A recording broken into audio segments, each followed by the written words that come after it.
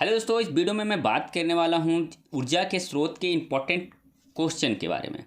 तो देखिए, यहाँ सबसे पहला क्वेश्चन दिया गया है, जीवाश्म ईंधन के दो उदाहरण दीजिए। तो जीवाश्म ईंधन कोयला और पेट्रोलियम, ठीक है। जीवाश्म ईंधन के दो उदाहरण कौन से हैं? कोयला और पेट्रोलियम।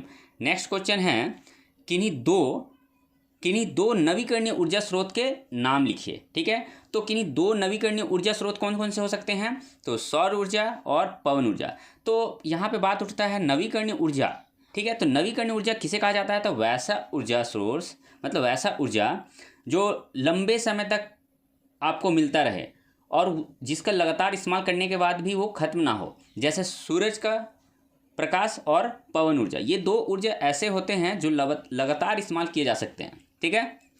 नेक्स्ट क्वेश्चन है, ऊर्जा का अनंत मुख्य स्रोत कौन सा है? ठीक है, जो वैसा ऊर्जा जो खत्म नहीं होगा, ठीक है, लगातार आपको ऊर्जा मिलता रहेगा, तो वो सूर्य है। सूर्य का प्रकाश हमेशा ऊर्जा देते रहता है, ठीक है। ऊर्जा का अनंत मुख्य स्रोत है, ठीक है। तो ऊर्जा का अनंत मुख्य स्रोत कौन सा एग्जाम्पल है? तो सूर्य।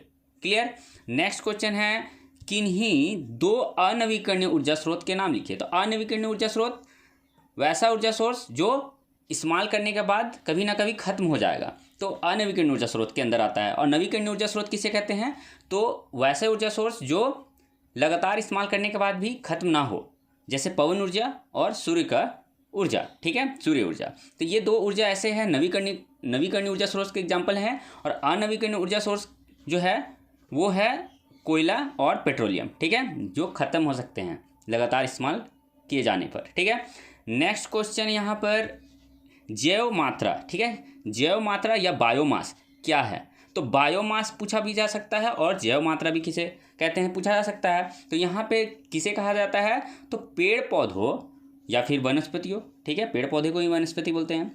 पेड़ पौधों तथा जंतुओं के शरीर में स्थित पदार्थों को, शरीर के अंदर स्थित पदार्थों को जैव मात्रा कहा जाता है। क्लियर है। नेक्स्ट क्वेश्चन पे चलते हैं। यहाँ पे नेक्स्ट क्वेश्चन है, सौर ऊर्जा के दो लाभ बताइए। सौर ऊर्जा, ठीक है, सूर्य के जो ऊर्जा हैं उनके दो लाभ बताना है। तो यहाँ सबसे पहला है, इसके उपयोग से पर्यावरण में तनिक भी प्रदूषण नहीं होता है, ठीक है। सूर्य ऊर्जा का इस्तेमाल यदि हम लोग करते हैं तो पर्यावरण को थोड़ा सा भी कष्ट नहीं होता है, थोड़ा सा भी क्षति नहीं पहुँचता है। दूसरा पॉइंट है, यह असीमित मात्रा में उपलब्ध है। असीमित एक होता है सीमित, सीमित मतलब लिमिट, और असीमित अनलिमिटेड। तो सूर्य का ऊर्जा अनलिमिटेड है, ठीक है, वो हमें ऊर्जा हमेशा देता रहेगा, ठीक है। मुफ्त ही प्राप्त होता है, मतलब फ्री ही मिलता है हमें, ठीक है। सूर्य का ऊर्जा के लिए हमें कोई भी पैसा पे नहीं करना पड़ता है, मुफ्त है, फ्री है। तो यही दो इसके लाभ है। पहला क्या है?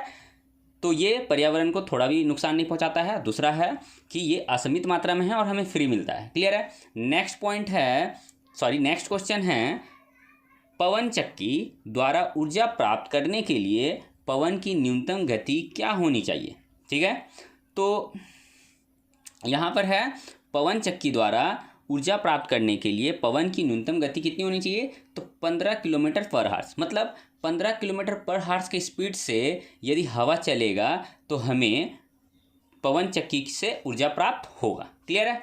नेक्स्ट क्वेश्चन है, सोलर सेल में प्रयुक्त दो अर्धचालकों के नाम बताइए। ठीक है, तो सोलर सेल जो होता है, ठीक है, उसमें दो अर्धचालक का इस्तेमाल जो किया जाता है वो सिलिकॉन है और जर्मेनियम, ठीक है। जर्मेनियम एंड सिलिकॉन दो सोलर सेल में उपयुक्त होने वाले अर्धचालक हैं। क्लियर है। नेक्स्ट क्वेश्चन है, सोलर पैनल जो होते हैं, पैनलों के दो उपयोग लिखिए। तो यहाँ सड़कों पर प्रकाश करने के लिए होता है और जल पंप चलाने में। आपने देखा होगा कि आपके सड़क के किनारे सोलर पैनल लगा होता है जो रात के समय लाइट करता है, ठीक है, बल्ब के द्वारा लाइट करता है। और आपने देखा होगा कि बहुत सारे जल पंप जो होते हैं उसे भी सोलर पैनल के द्वारा चालू किया जाता है, इस्तेमाल किया जाता है, ठीक है। तो ये दो एग्जाम्पल हैं।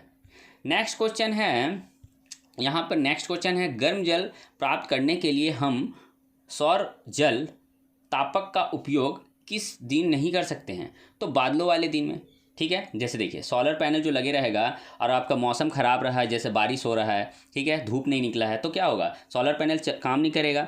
तो उसी तरह गर्म जल प्राप्त करने के लिए हम सौर जल ताप का उपयोग नहीं कर सकते हैं, मतलब सूरज की रोशनी से चलने वाला गीजर, ठीक है, जो पानी को हीट करता है, गर्म करता है, तो बादलों वाले दिन में वो नहीं कर सकता है। नेक्स्ट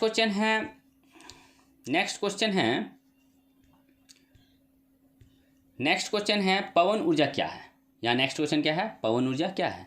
तो वायु की गति के कारण अर्जित गतिज ऊर्जा को पवन ऊर्जा कहते हैं, ठीक है। क्या कहते हैं, पवन ऊर्जा किसे कहते हैं, तो हवा जब चलता है तो उससे जो गतिज ऊर्जा के द्वारा जो ऊर्जा क्रिएट होता है, बनता है, उसे ही हम लोग पवन ऊर्जा कहते हैं।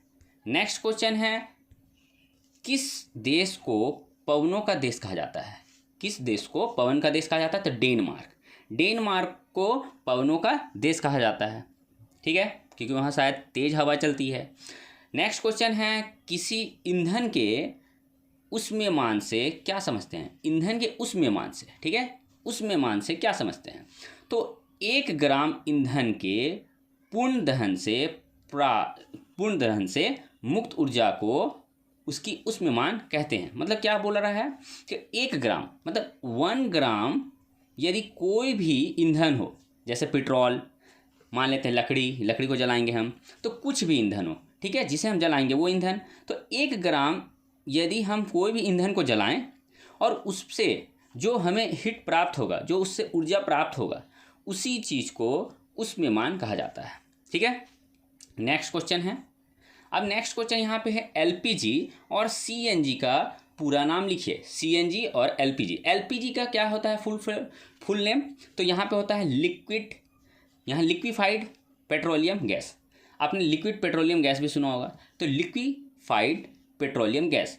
नेक्स्ट है सीएनजी का फुल फॉर्म, तो सीएनजी का क्या होता है, कंप्रेस्ड नेचुरल गैस, ठीक है, संपीड़ित प्राकृतिक गैस, द्रवभूत पेट्रोलियम गैस, ठीक है। तो ये 2 एलपीजी एंड सीएनजी का फुल फॉर्म था, लिक्विफाइड पेट्रोलियम गैस एलपीजी का, और सीएनजी का कंप्रेस्ड नेचुरल गैस, ठीक है, संपीड़ित प्राकृतिक गैस। नेक्स्ट क्वेश्चन है, भूतापीय ऊर्जा क्या होता है, ठीक है, भूतापीय ऊर्जा। भूतापीय मतलब क्वेश्चन से ही आपको पता चल रहा है, भूतापीय मतलब भू मतलब भूमि, ताप मतलब गर्मी, हीट। तो देखिए, पृथ्वी की सतह के नीचे जो गर्म जल स्रोत से, ठीक है, गर्म जल स्रोत से उत्पन्न ऊर्जा भूतापीय ऊर्जा कहते हैं। भूमि, पृथ्वी की सतह के नीचे गर्म जल स्रोत से उत्पन्न ऊर्जा को भूतापीय ऊर्जा कहा जाता है। कहाँ से, किसे कहते हैं, तो पृथ्वी की सतह के नीचे गर्म जल स्रोत से प्राप्त ऊर्जा भूतापीय ऊर्जा कहते हैं, ठीक है। तो इस तरह आपके 16 क्वेश्चन जो इंपॉर्टेंट थे मैंने इसे करा दिया, और नेक्स्ट क्वेश्चन मैं कराते रहूँगा। तो इस तरह के क्वेश्चन आप सीख सकते हैं और अच्छे एग्जाम में मार्क्स उठा सकते हैं। तो आपको ये वीडियो कैसा लगा दोस्तों, तो यदि अच्छा लगा हो तो ज़रूर लाइक करें और चैनल को सब्सक्राइब करें इसी तरह के और भी इंपॉर्टेंट क्वेश्चन देखते रहने के लिए। थैंक्स फॉर वॉचिंग दोस्तों, मिलते हैं नेक्स्ट वीडियो में।